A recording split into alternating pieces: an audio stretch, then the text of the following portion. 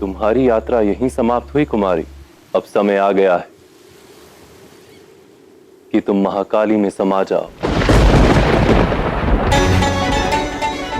ये कुमारी प्रण लेती है कि यदि आपके प्रति मेरी भक्ति और मेरा प्रेम सच्चा है तो कल प्रातः काल से पूर्व आप मुझे दर्शन अवश्य देंगे और मुझे अपनी अर्धांगिनी के रूप में स्वीकार करेंगे, क्योंकि मैंने इस जन्म में केवल आपको अपने अर्धांग के रूप में स्वीकार किया है।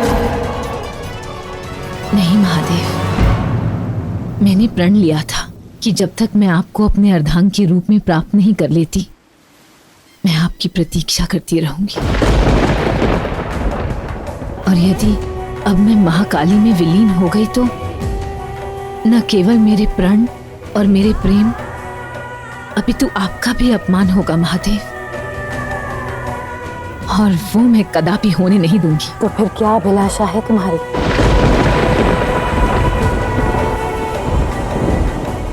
मैं कभी अपना स्थान नहीं छोड़ूंगी और यहीं सदैव महादेव की प्रतीक्षा करती रहूंगी।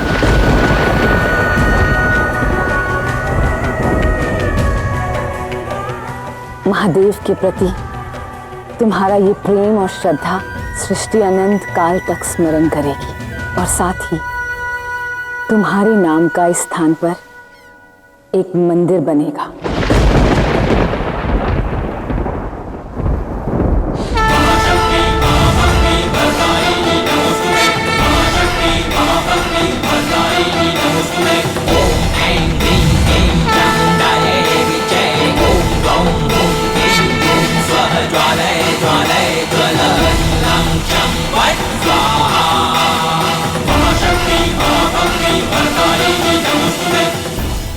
आज से इस स्थान को कन्याकुमारी के नाम से जाना जाएगा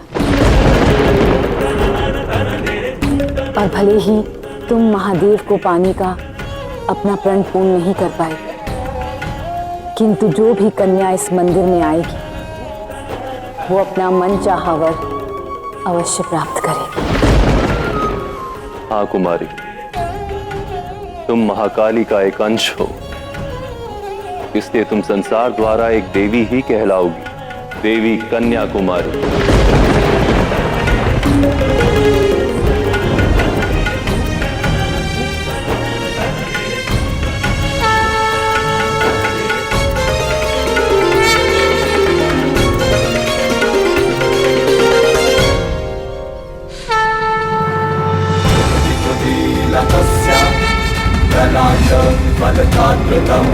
काली करालवदना विनिश्रान्ता शिवाशिने अति विस्तारवदना जिह्वा गगनभीषणा निमग्ना रक्तनयना नादा पुरितदिग्मुखा।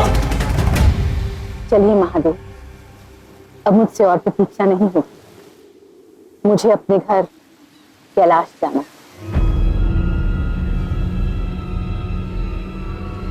महादेव, वासुकी आपके गले में नहीं, कहाँ है वो?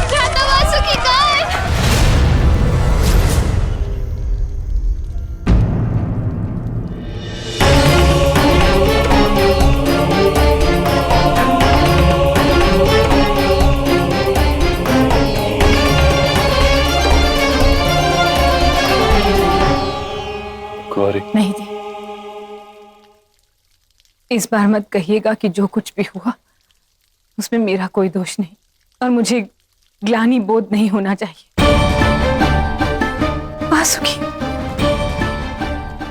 वासुकी तो हमारे परिवार के सदस्य की भांति है देव, और मैंने उसी के परिवार का अंत कर दिया। माता,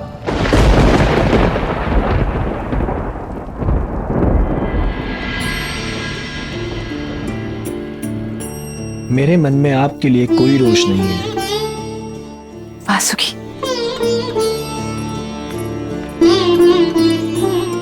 मेरे कारण ही तुम्हारे जीवन का सुख छीना है, तो अभी मेरा ही उत्तरदायित्व है वासुकी कि मैं पुनः तुम्हारे जीवन में सुख लेकर आऊं।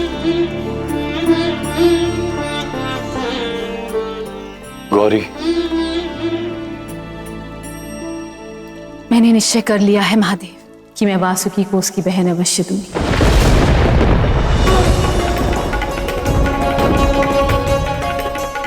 और इस कार्य के लिए मुझे आपकी सहायता की आवश्यकता है देव, क्योंकि संसार में किसी भी शिशु का आपकी शक्ति के बिना आना असंभव है।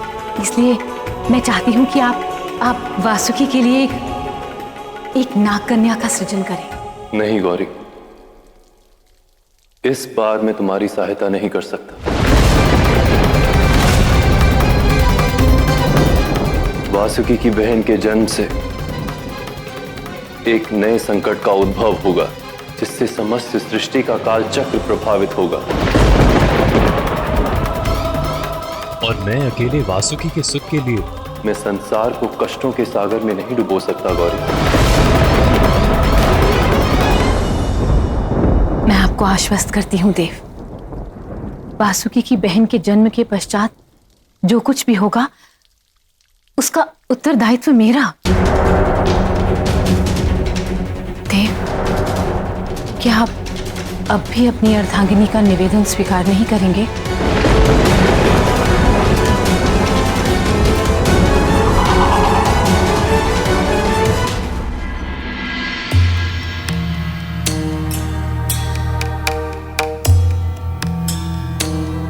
अचानक कैलाश में इस सभा को आयोजित करने का उद्देश्य क्या है माता? एक भूल का सुधार करना है देवराज। कैसी भूल माँ?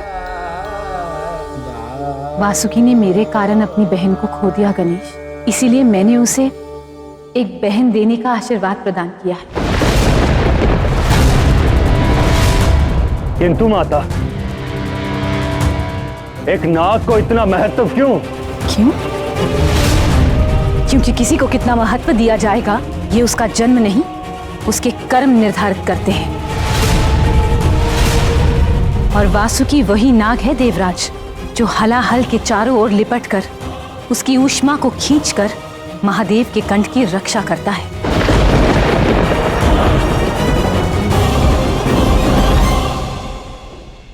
मैं जानती हूं देव, आप मेरे इस निर्णय से सहमत नहीं हैं, किंतु फिर भी अपना समर्थन देने के लिए धन्यवाद।